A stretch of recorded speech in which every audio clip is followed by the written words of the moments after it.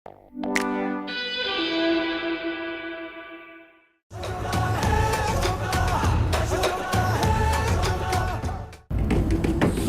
सुनो सुनो, सभी लोग ध्यान से सुनो। सुनो सुनो सुनो, सभी लोग ध्यान से सुनो। पाटलिपुत्र और समस्त मगध साम्राज्य की प्रजा को सूचित किया जाता है कि इस वर्ष पूरे साम्राज्य में शिवरात्रि के पावन पर्व का आयोजन सम्राट बिंदुसार की ओर से किया जाएगा। और सम्राट बिंदुसार ने समस्त प्रजा को आमंत्रित करते हुए कहा है कि इस पर्व को बड़ी श्रद्धा और भव्यता के साथ मनाएं। सुनो सुनो सुनो, सभी लोग ध्यान से सुनो।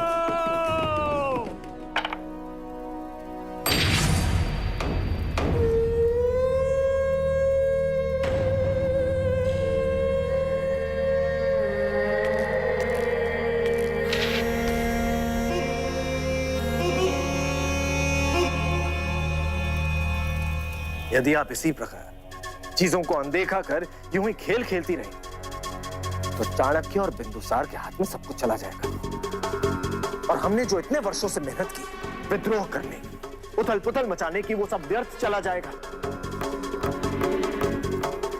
ऐसे भी उस औरत ने बिंदुसार का उपचार कर उसे फिर से शासन करने योग्य बना दिया। और हम यहाँ पर हाथ धरे हुए बैठे। खेल में जितना अपनी चाल को समझना आवश्यक है, उतना ही सामने वाले की भी। नहीं तो जीता हुआ खेल भी हार सकते हैं हम।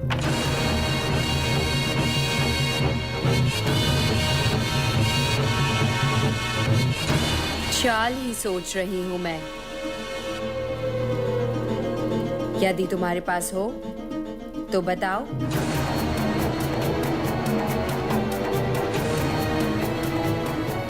जब तक हमें सही चाल नहीं मिल जाती, जब तक जैसा चल रहा है चलने दो।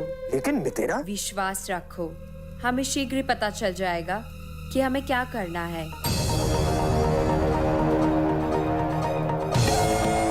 और हमारा आने वाला लक्ष्य क्या होगा। ये ले कुलभूषण, मैंने कहा था ना, मैं यहाँ से शीघ्र निकल जाऊंगा। देख, आज मैं जा रहा हूँ। सम्राट वनराज अपनी कही हुई बात हमेशा पूरी करते हैं। हाँ हाँ, मुझे भी तुम्हारी बहुत याद आएगी, क्योंकि वो तो पहला इंसान है, मतलब पहला घोड़ा है जिसने मुझे लात मारने का दुस्साह किया है, और मैंने कोई दंड नहीं दिया। चलो कुलभूषण, मैं चलता हूँ। यदि तुम्हें पूर्ण विश्वास है कि तुम जिसे दानव समझ रहे हो वो वास्तविक स्वरूप में दानव है, तो तुम मुक्त हो, तो स्मरण रहे, यदि ये असत्य है तो दानव जीवित है।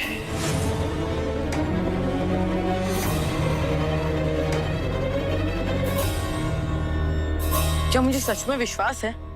कुलभूषण, तुम्हें क्या लगता है अमित, उन्होंने सही दानव पकड़ा या फिर?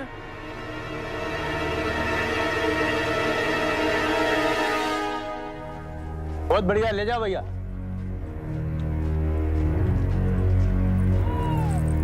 भोलेनाथ की जय।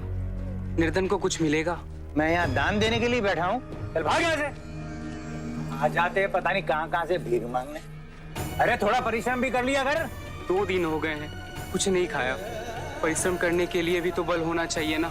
यदि आप मुझे थोड़ी सी मिठाइयाँ दे देंगे तो मैं बदले में आपका कोई भी कार्य कर दूंगा। जाओ जाओ जाओ, इन सब बातों के लिए आज समय नहीं है मेरे पास।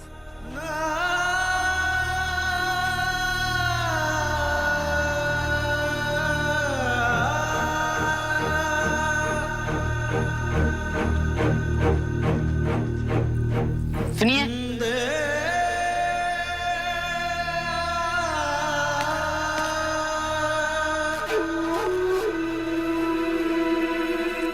अरे यहाँ लड्डू रखे थे, किसने लिए? अरे कौन चुरा के गया मेरे लड्डू? वो भूखा भिक्षुक, उसी ने लिए होंगे। नहीं नहीं, इन्होंने नहीं चुराया, मैं साक्षी हूँ। तुम्हारे साक्षी होने से क्या होता है? मैं विश्वास थोड़ी ना कर लूंगा। अभी आया था वो यहाँ भिक्षा मांगने, कह रहा था 2 दिनों से कुछ नहीं खाया, इसी के पास होंगे। अरे मैं अभी सिद्ध कर देता हूँ। दिखा तेरा झोला, अरे दिखा, ये देखो। अगर इसने नहीं लिए थे तो कहां से निकले इसके पास? लेकिन मैंने देखा था इन्हें, इन्होंने नहीं चुराया। बोलो, ये भी कोई बात हुई? चोरी की सामग्री इसके पास से मिली है और ये बालक कहता है कि मैं इसकी बातों पर विश्वास कर लूं और इस प्रमाण पे नहीं। और अगर इसने नहीं चुराए तो यही बता दे कि किसने चुराए। बता, किसने चुराए? ये क्या बात हुई? इन्हें तो ये भी नहीं पता कि लड्डू किसने चोरी किया। किंतु इसका अर्थ ये तो नहीं कि एक निर्दोष को दोषी घोषित कर दें आप लोग। यह अन्याय है और मैं यह अन्याय नहीं होने दूंगा। ये लीजिए। तुम्हारी आंखों पे तो पर्दा पड़ा हुआ है, पर्दा। तुम्हें सत्य नहीं दिखाई दे रहा है। इसके पास कारण था और चोरी के लड्डू भी इसके पास से मिले हैं। इससे बड़ा और क्या प्रमाण चाहिए भाइयों?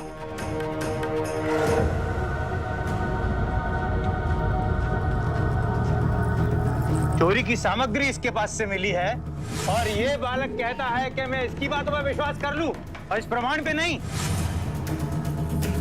यही प्रमाण पर्याप्त है कि वो वहां पाए गए थे। जहां से मैं भागा था वहां दानव का मुखौटा भी तो था। सम्राट पर जब प्राणघातक आक्रमण हुआ, तुम्हारे भी हाथों में धनुष बाण था, किंतु इससे यह सिद्ध नहीं हुआ कि तुम दोषी हो। यदि राजवैद्य को आत्महत्या ही करनी थी, उनके पास तो कई प्रकार के विष थे। उन्होंने स्वयं का कंठ काट कर ऐसी कष्टदायी स्वरूप की आत्महत्या क्यों की होगी? तुम जिसे दानव समझ रहे हो, यदि ये असत्य है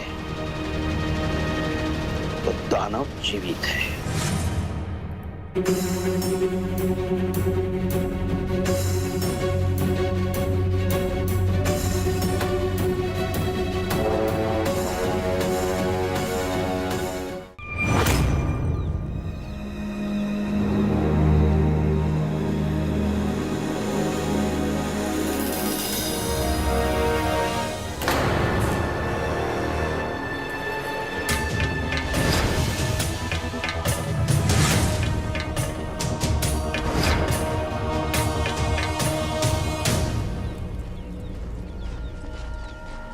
आचार्य, क्या आप जानते हैं कि वो दानव कौन है? नहीं,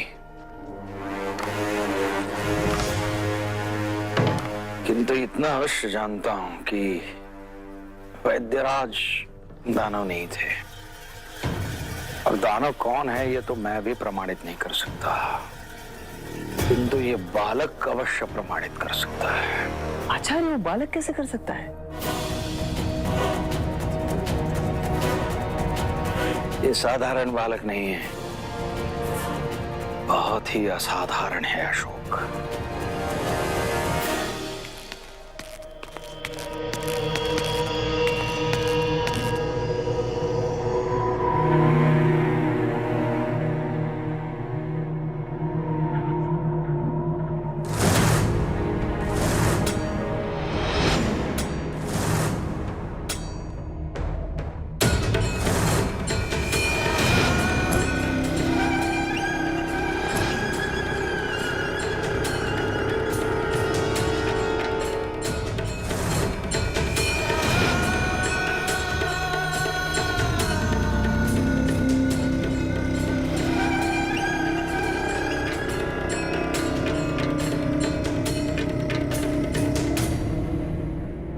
तुम जिसे दानव समझ रहे हो, यदि ये असत्य है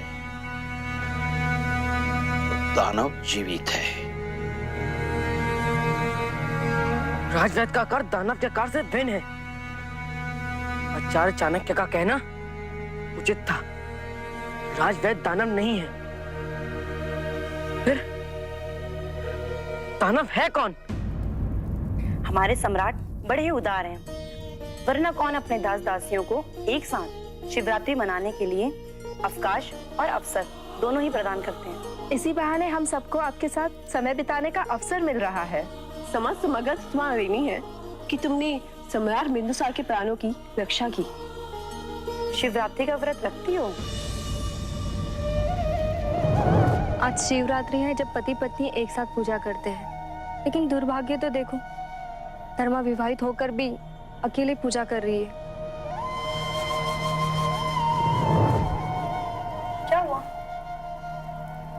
आज शिवरात्रि पर रानी शुभ्रश्री भी पधारने वाली है। रानी शुभ्रश्री? हाँ, वो सम्राट की तीसरी रानी है। उन्हें ना राजपाट का लोभ है, ना ऐश्वर्य का मुंह। रानी होकर भी साधारण और सरल जीवन जीती हैं, अपने पुत्र द्रुपद के साथ।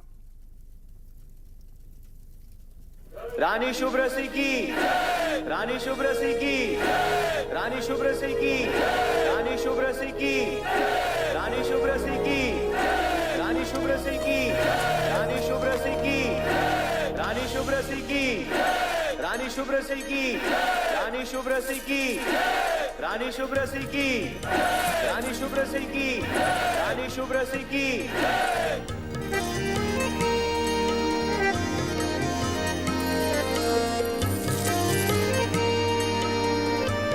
राजमाता हेलेना को प्रणाम। प्रणाम दादी माँ। प्रणाम पिताजी। जीत रहो द्रुपद। इतने शीघ्र इतना बड़ा हो गया, हमें याद भी नहीं हुआ। और माँ है कि हम जब भी तलवार उठाते हैं हमें मना कर देती है, ये कहकर कि हम अभी बहुत छोटे हैं। अब आप ही बताइए, हम छोटे हैं या बड़े?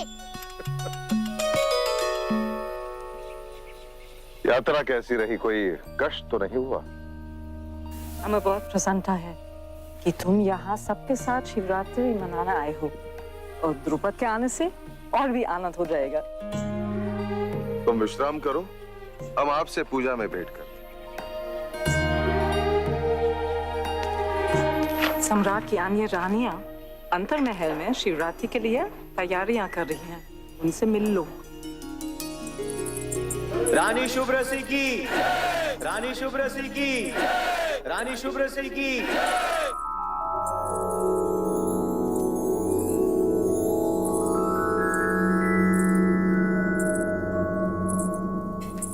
ये अंतापुर है।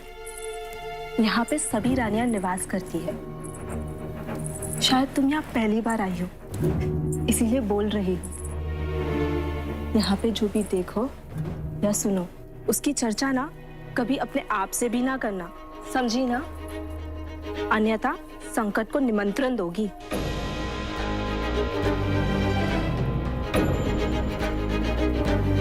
तुम्हें शिवरात्रि के विधि विधान तो स्मरण है ना?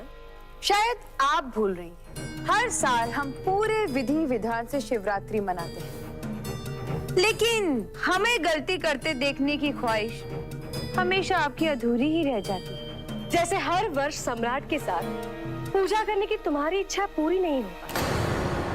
अभी तुम्हारा दुर्भाग्य है कि तुम महारानी नहीं बन सकती। खैर, मैंने तो इसलिए पूछा कि यदि तुम कुछ भूल गई हो तो तुम्हें सिखा दूं, ताकि तुमसे या तुम्हारे पुत्र से हुई भूल पूजा में विघ्न उत्पन्न ना करे। हमारे बेटे की छोड़िए, आप अपने बेटे की चिंता कीजिए महारानी। हमारे बेटे श्यामक ने तो ऐसा कोई काम नहीं किया जिससे हमें शर्मिंदा होना पड़े। लेकिन क्या ये बात आप अपने बेटे सुशीम के लिए कह सकती हैं? भावी सम्राट है मेरा पुत्र, मगध के सिंहासन का उत्तराधिकारी। अच्छा, लेकिन हमें ऐसा लगता नहीं। एक मामूली से अस्तबल वाले लड़के से हार गया था ना सुशीम। हमें तो भय है कि कहीं आज भी वो ऐसा कुछ ना कर दे कि रानी शुभ्रश्री पधार रही है।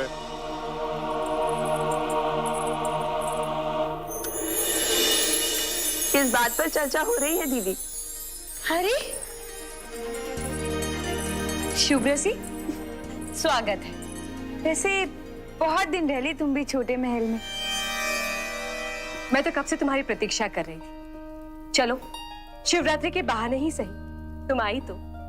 मैं भी बहुत प्रसन्न हूँ दीदी कि इस पावन पर्व को मनाने के लिए मैं आप सबके पास आ सकी। आपको पता है, यदि शिवरात्रि में पति और पत्नी दोनों मिलकर पूजा करें तो उन पर महादेव और माँ पार्वती दोनों की कृपा बनी रहती है। ये तो सम्राट निर्णय लेंगे कि वो अपनी कौन सी रानी के साथ शिवरात्रि मनाए।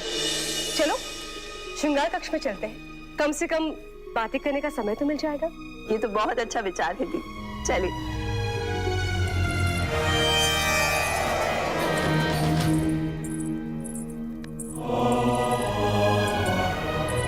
ये कैसी विडंबना है। इस महापूजा द्वारा मगध में शांति स्थापित करना चाहते हैं। दूसरी ओर उनके अपने ही घर में अशांति फैली हुई। मैंने भी सोचा था सम्राट कि आपको महापूजा आयोजित करने का सुझाव दूं, किंतु आचार्य चाणक्य ने पहले ही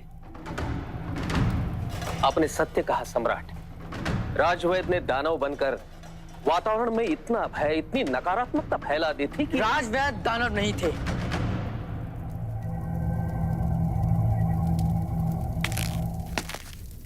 क्या कह रहे हो तुम? तुमने स्वयं हमें दानव तक पहुंचने में सहायता की थी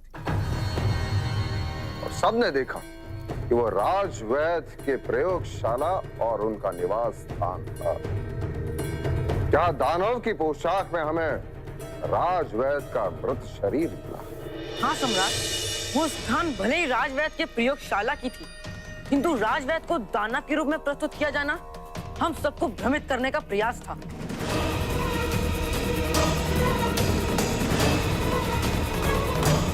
असली दानव कोई और है और वो अभी जीवित है, स्वतंत्र है। तुम इतने विश्वास के साथ कैसे कह सकते हो कि राजवैद्य दानव नहीं थे? क्योंकि उस दानव की छाती पर एक चिन्ह था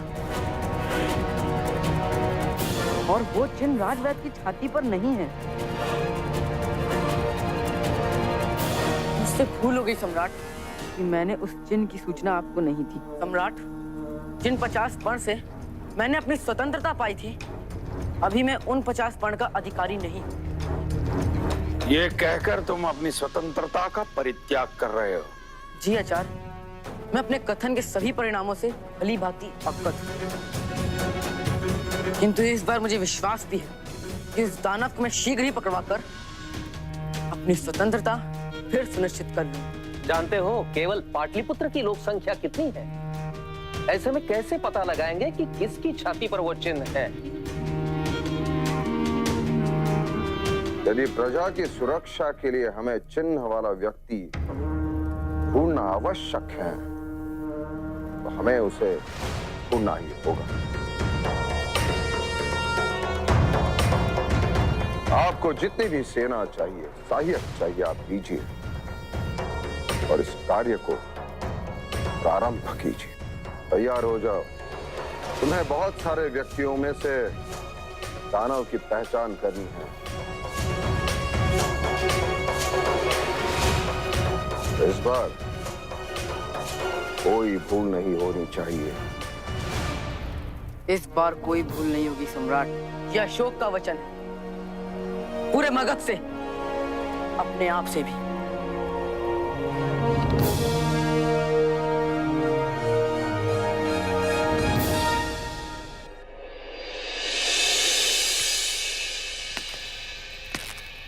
माँ, मुझसे बड़ी भूल हो गई। राजवैद्य दानव नहीं है, दानव कोई और था।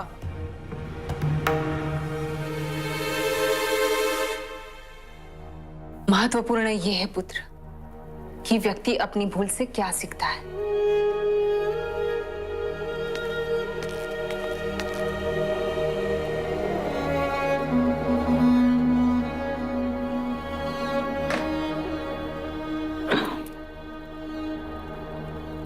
मैं ढूंढ निकालूंगा माँ, उससे उपरांत ही यहाँ से जाऊंगा।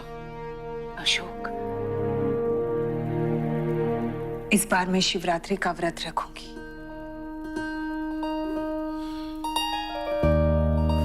और मेरी इच्छा है कि आप महामृत्युंजय का जाप कीजिए। महामृत्युंजय जाप? पिछले कुछ दिनों से आप पर बहुत संकट आई अशोक, और फिर वो दानव भी तो जीवित है। अगर आप महामृत्युंजय का जाप करेंगे तो हमेशा सुरक्षित रहेंगे। ठीक है माँ, यदि आपकी यही इच्छा है तो अवश्य करूंगा। और एक बात का ख्याल रखिएगा, महामृत्युंजय का जाप आपको 108 बार करना है। और उसमें कभी कोई विघ्न ना आने पाए, और आपको उसका उच्चारण स्पष्ट करना होगा। अवश्य माँ, ये अशोक का वचन है।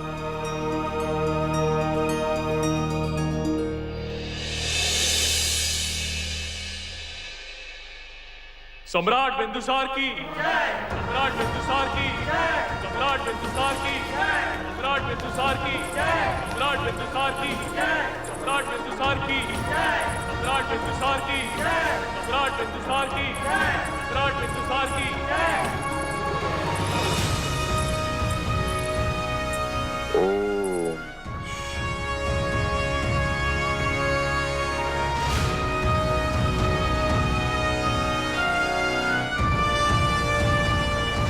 सम्राट, अगर आपकी आज्ञा हो तो पूजा आरंभ की जाए।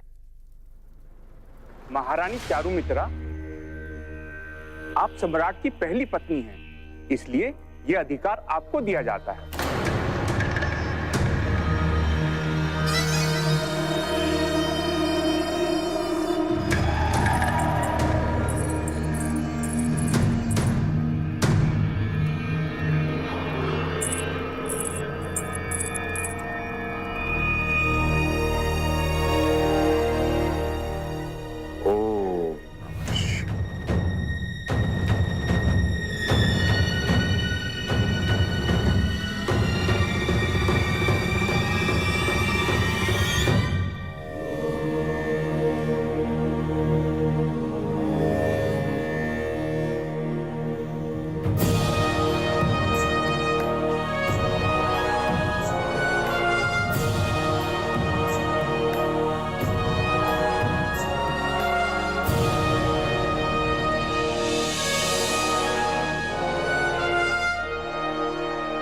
हे भगवान, ये मेरा सौभाग्य है कि भले ही आज मैं उनके साथ पूजा नहीं कर पा रही हूँ, किंतु उनके पास तो हूँ।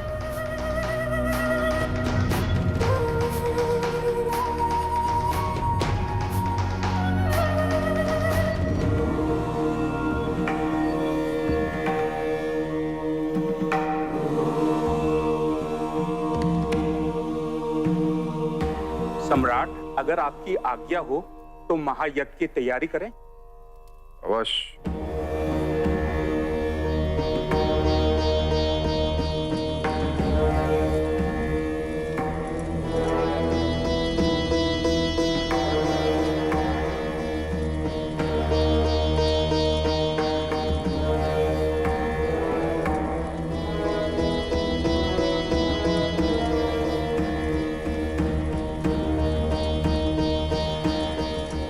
सम्राट, परिक्रमा के लिए खड़े हो जाइए।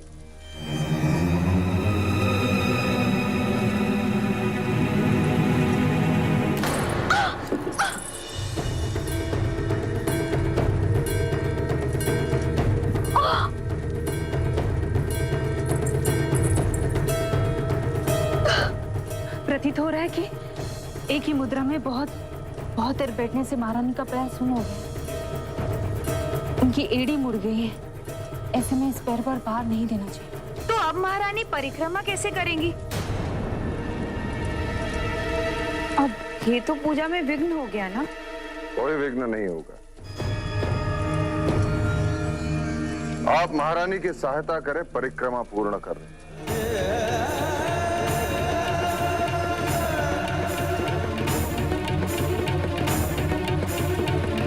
उठिए मां।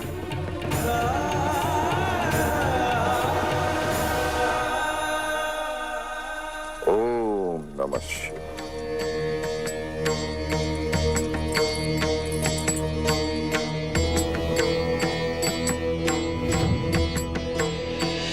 कैसी विडंबना। इतने वर्षों पूर्व जो फेरे मैंने तुम्हारे साथ लिए थे, उनकी स्मृति आज भी मेरे हृदय में इस प्रकार अंकित है कि तुम मुझसे कहीं दूर नहीं हो, यही हो मेरे समीप, मेरे हृदय में। हे ईश्वर, आपने जो भी किया है उससे मुझे विश्वास होने लगा है कि जो कुछ भी हो रहा है वो निरर्थक नहीं, निरुद्देश नहीं। वो क्या है मैं नहीं जानती, किंतु आज इन फेरों के साथ मैं ये जान चुकी हूँ कि शायद आपकी इच्छा इसी में है। और मुझे आपकी इच्छा स्वीकार्य है।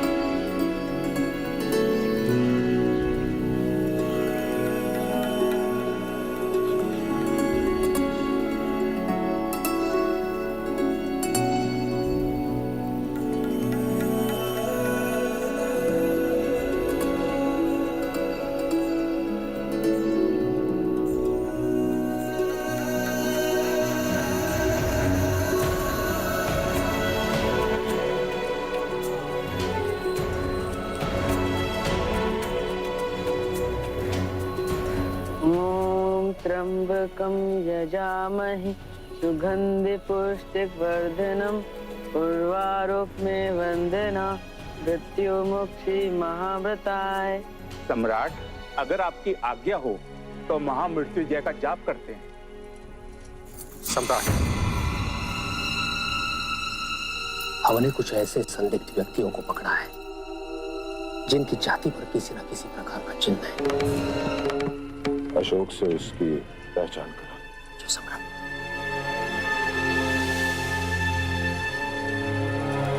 क्या हुआ पिताजी? राजवैद दानव नहीं, दानव अभी भी जीवित है और स्वतंत्र है, परंतु भय की कोई बात नहीं है। हमें कुछ संकेत मिले हैं जिनके आधार पर हम उस दानव तक शीघ्र ही पहुंचने में सफल हो जाएंगे। सम्राट, अब महामृत्युंजय का जाप आरंभ करें। ओम त्र्यंबकं यजामहे सुगंधिं पुष्टिवर्धनम् उर्वारुकमिव बन्धनान् मृत्योर्मोक्षीय अमृतात्।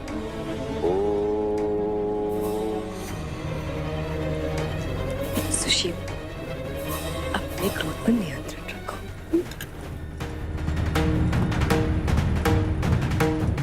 तुम्हें इसकी विजय और अपनी पराजय स्वीकार करनी होगी। मैं प्रण लेता हूँ सम्राट, कि दानव की सूचना मैं आप तक शीघ्र ही पहुंचाऊंगा।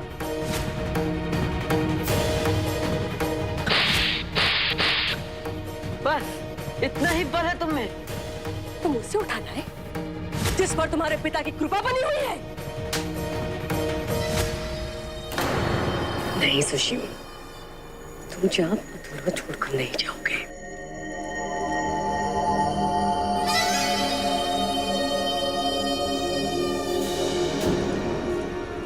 ओम त्र्यंबकं यजामहे सुगंधिं पुष्टिवर्धनम्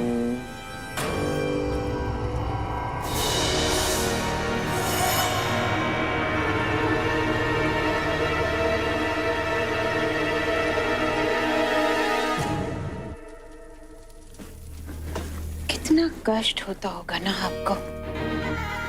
आप अपने बेटे सुशील की छवि सुधारने में लगी रहती है और आपका बेटा सुशील उसे बिगाड़ने में।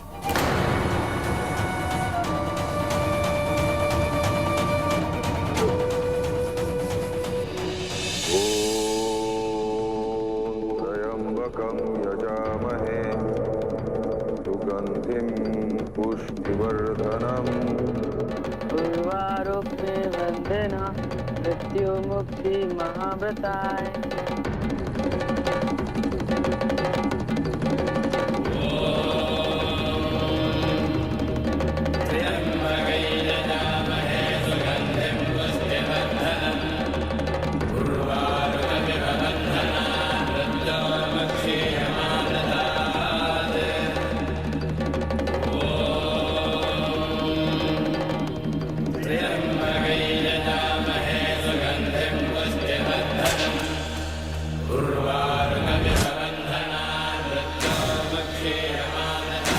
महामृत्युंजय का जाप आपको 108 बार करना है।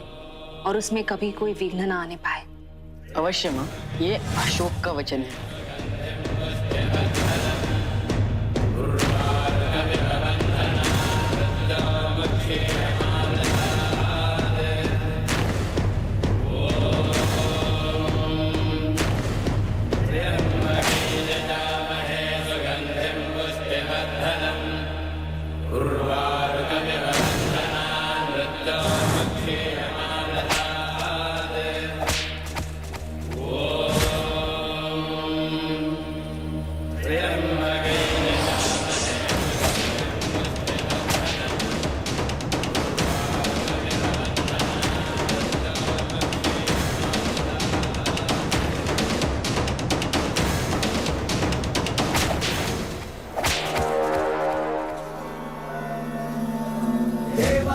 प्रिय देवों का प्रिय देवा नाम प्रिय देवों का प्रिय वो कहलाए।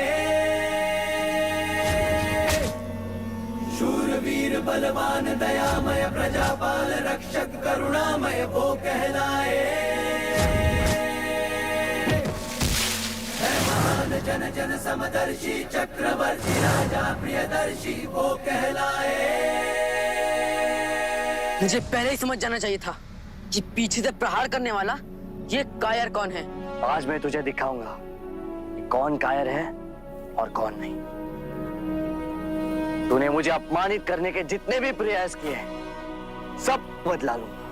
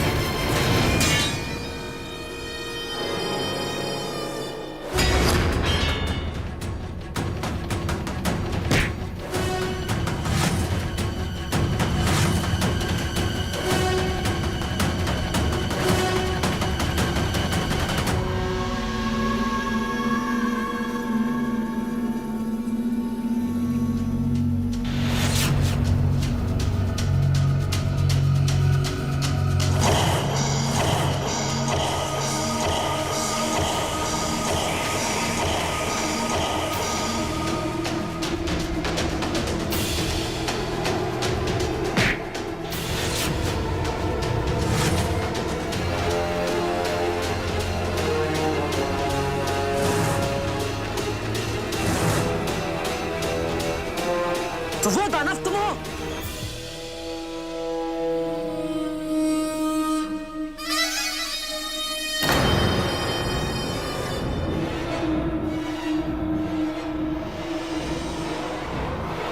आज मैं तुझे जीवित नहीं छोड़ूंगा।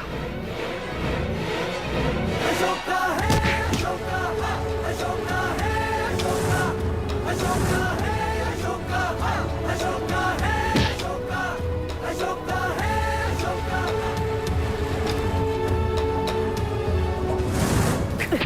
अशोक, अशोक छोड़िए उन्हें। नहीं माँ। अशोक छोड़िए माँ, छोड़िए। ये आपको अब सब कह रहा था माँ, मैं जीवित नहीं छोड़ूंगा। छोड़िए मुझे। अशोक, उसे मारकर आप ये प्रमाणित करना चाहते हैं कि आपकी माँ ने आपको सही संस्कार नहीं दिए? हिंसा किसी भी समस्या का समाधान नहीं है। तो क्या मैं मौन रहूं? ये आपकी तरफ पर लांछन लगा रहा है और मैं सुनता रहूं? उसके कहने से क्या झूठ सत्य हो जाएगा? और यदि उसने झूठ बोला है तो वो पाप उसका है। आप मुझे वचन दीजिए, आज के बाद आप कभी किसी को नहीं मारेंगे। किंतु माँ, वचन दीजिए मुझे अशोक। वचन देता हूँ माँ, किंतु कोई मुझे मारने का प्रयास करे तो क्या मैं अपनी आत्मरक्षा के लिए भी नहीं? ऐसे में तो मैं कायर कहलाऊंगा ना। हे पुत्र, अहिंसा के मार्ग पर चलने से अधिक साहसी और कोई नहीं है। अगर आप अहिंसा के मार्ग पर चलेंगे तो ईश्वर आपकी रक्षा अवश्य करेंगे।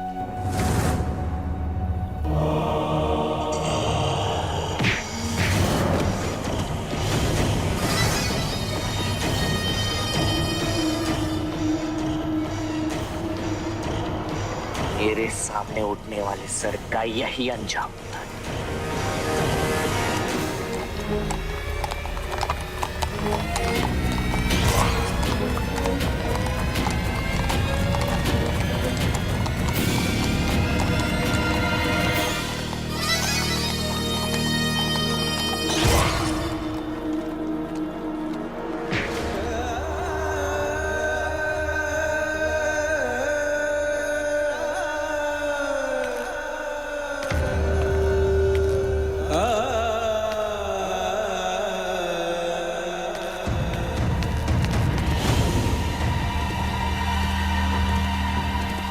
उसे पकड़ो, वो दानव है। अरे खड़े क्या देख रहे हो? जाओ उसे पकड़ो, वही असली दानव है।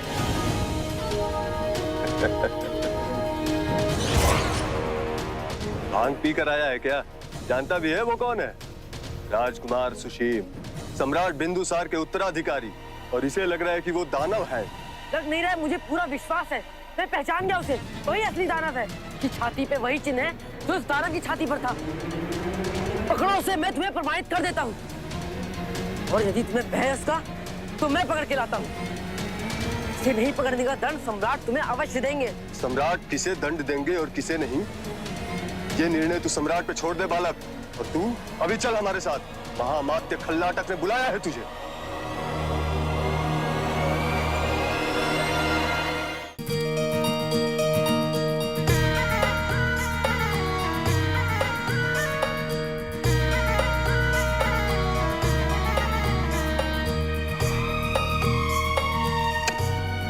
ये किस लिए माँ? क्योंकि आज आपने ये साबित किया है कि आपकी माँ को आप पर नाज क्यों है। मैंने ऐसा क्या किया है? आई बैठी। आप जानते हैं, आपकी यही सादगी और भोलापन आपकी खासियत है। आज अपने पिता के साथ महामृत्युंजय का जाप पूरा करके आपने ये साबित कर दिया है कि सुशीम भले ही आपसे बड़े क्यों ना हो, लेकिन उनसे ज्यादा सब्र आप में है। अपने रीति रिवाजों के लिए इज्जत है। सुशीम बड़े राजकुमार जरूर हैं, लेकिन बात जब सिंहासन पर बैठने की आएगी, तो आपकी यही छोटी छोटी खासियत सुशीम के लिए चुनौती बन जाएगी। लेकिन माँ, भैया सुशीम मुझसे इतनी नफरत क्यों करते हैं? नफरत नहीं, उन्हें आपसे भय है। भय? मुझसे? किस बात का? इस बात का कि कहीं सम्राट आपको अपना उत्तराधिकारी ना बना दे। आप सुशीम से ज्यादा प्रतिभाशाली हैं और आपके साथ आपके नाना मीर खुरासन की पूरी सेना है। चारों मित्र और सुशीम को इसी बात का भय है कि वो जानते हैं कि इस साम्राज्य के सिंहासन पर वही बैठ सकता है जिसके पास ताकत है। आपको सच में लगता है कि मैं मगध का सम्राट बन सकता हूँ? मगध के सिंहासन पर हमारा पुत्र सियामक ही बैठेगा। सुशीम का? और किसी ने मुझे अब तक उसके बारे में सूचना क्यों नहीं दी?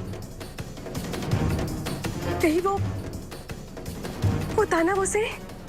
जाओ, जाकर सैनिकों को आदेश दो कि वो मेरे पुत्र को अभी ढूंढ कर लाए। जाओ। जी।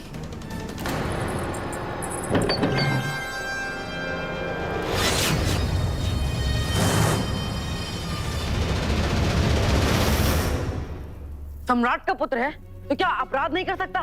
ये कैसा तर्क है? मैं कह रहा हूं ना, मेरे कथन के आधार पर एक बार सिर्फ सुशीम की छाती देखिए, साबित हो जाएगा कि वो दानव वही दुष्ट।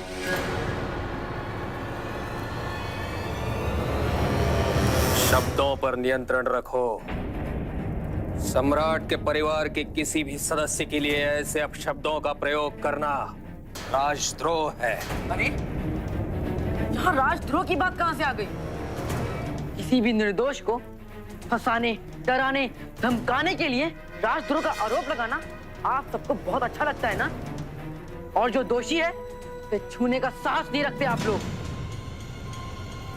चलो एक क्षण के लिए ये मान भी लिया कि राजकुमार सुशीम की छाती पर वो चिन्ह है, किंतु इसका क्या प्रमाण है कि पूरे पाटलिपुत्र में वैसा ही चिन्ह अन्य किसी व्यक्ति की छाती पर नहीं हो सकता। तुम चाहते हो कि तुम्हारे कहने पर विश्वास रखकर मैं राजकुमार सुशिम पर संदेह करने लगूं, उसे अभियुक्त बना दूं? तुम मूर्ख हो या मैं? चलो, जिन अभियुक्तों को पकड़ा है उनकी पहचान करो। जिसकी पहचान कर चुका हूँ उसे तो आप लोग अभियुक्त बना नहीं रहे हैं। आपको सुशीम से पूछने में क्या कष्ट हो रहा है? मेरा विश्वास करिए, आप अपना समय व्यर्थ कर रहे हैं और कुछ नहीं। यहाँ न्याय की बात है और न्याय के आगे ना कोई छोटा ना ही कोई बड़ा, ना राजा ना प्रजा। न्याय की दृष्टि में सब एक समान होते हैं। न्याय होगा, अवश्य होगा। सम्राट नहीं करेंगे तो मैं करूंगा।